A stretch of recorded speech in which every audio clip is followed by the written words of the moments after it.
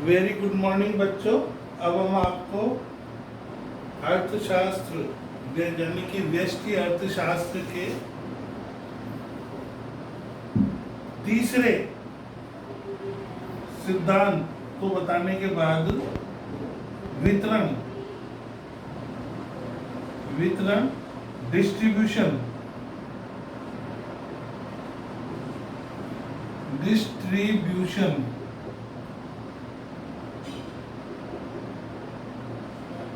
वितरण किसे कहते हैं।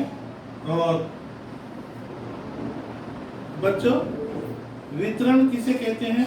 वितरण का सामान्य तौर पर अर्थ यहाँ पर धन के वितरण से लिया जाता है, अर्थात जो धन होता है, धन की अलग परिभाषा होती है, लेकिन अभी हम फिलहाल इतना ही जानेंगे कि एक चौथे स्तंभ के रूप में, व्यष्टि अर्थशास्त्र के चौथे स्तंभ के रूप में ये वितरण का सिद्धांत अप्लाई होता है। और वितरण किसमें किया जाता है? वितरण किया जाता है उत्पादन के साधनों के बीच में, यानी कि धन का वितरण उत्पादन के साधनों के बीच में किया जाता है। उत्पादन के साधन कितने होते हैं हमने बताया आपको, और एक बार फिर रिपीट करके बता रहे हैं। उत्पादन के साधन होते हैं 5: भूमि, पूंजी, श्रम, साहस और संगठन। हम इस तरीके से लिख सकते हैं इनको: भूमि, दूसरा पूंजी, तीसरा श्रम, चौथा साहस और पांचवा संगठन। ये उत्पादन के साधन होते हैं। और उत्पादन के साधन, इनकी सबकी अलग अलग परिभाषिक रूप से हम आपको डिटेल में बाद में बताएंगे जब वितरण का सिद्धांत पूरा पढ़ाएंगे। अभी फिलहाल हम आपको इतना ही बता रहे हैं कि उत्पादन के जो साधन होते हैं, भूमि, पूंजी, श्रम, साहस, संगठन, अब इनको मिलने वाला जो प्रतिफल होता है, यानी कि भूमि को मिलता है लगान, पूंजी को मिलने वाला प्रतिफल होता है ब्याज, श्रम को मिलने वाला होता है मजदूरी,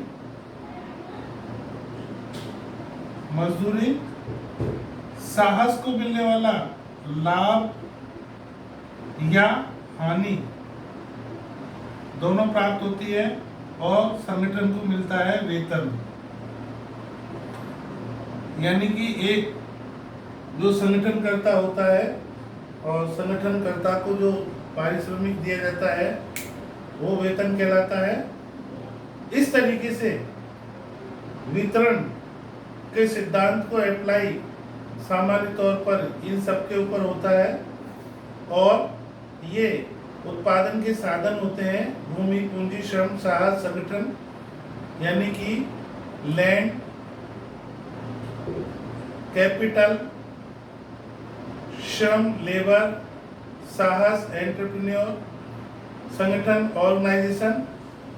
अब इसको मिलने वाला प्रतिफल होता है रेंट, पूंजी को मिलने वाला ब्याज, इंटरेस्ट, श्रम को मिलने वाला प्रतिफल मजदूरी, वेजेज, और संगठन यानी कि किसी भी फर्म का या उद्योग का संगठन करता है, उसको वेतन दिया जाता है, उसको सैलरी दी जाती है, और उसके बाद जो बचता है वो साहसी का होता है, एंटरप्रेन्योर का होता है, यानी कि उसको लाभ और प्रॉफिट दोनों प्राप्त होते हैं।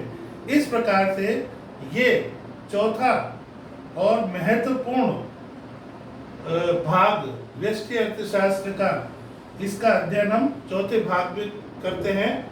बच्चों इसमें भी वही पहले की तरह पूर्व की भांति वही छोटे छोटे प्रश्न भी पूछे जा सकते हैं और निबंधात्मक प्रश्न भी पूछे जा सकते हैं। अब इनकी हम डिटेल में व्याख्या तब करेंगे जब आपको इनके सिद्धांतों के बारे में बताएंगे। अभी संक्षिप्त आपको हम इतनी ही जानकारी दे रहे हैं। अब इसके बाद इसका आता है पांचवा सिद्धांत, पांचवा सिद्धांत है भाग इसका, ये चौथा भाग है। अब पांचवा भाग इसका होता है, पांचवा भाग आर्थिक कल्याण, इकोनॉमिक वेलफेयर, आर्थिक कल्याण, ये पांचवी यूनिट है इसकी। और इसको हम ऑब्लिक करके राजस्व के बारे में भी बताते हैं। कहीं कहीं किसी किसी विश्वविद्यालय में इस पांचवी यूनिट में पब्लिक फाइनेंस के यूनिट को रखा गया है। हमारे कोटा विश्वविद्यालय के पाठ्यक्रम में आर्थिक कल्याण को पांचवी यूनिट के तौर पर डाला गया है। इकोनॉमिक वेलफेयर, आर्थिक कल्याण किसे कहते हैं, आर्थिक कल्याण के सिद्धांत क्या है, इसके बारे में जानकारी हम आपको डिटेल में देंगे। That's all.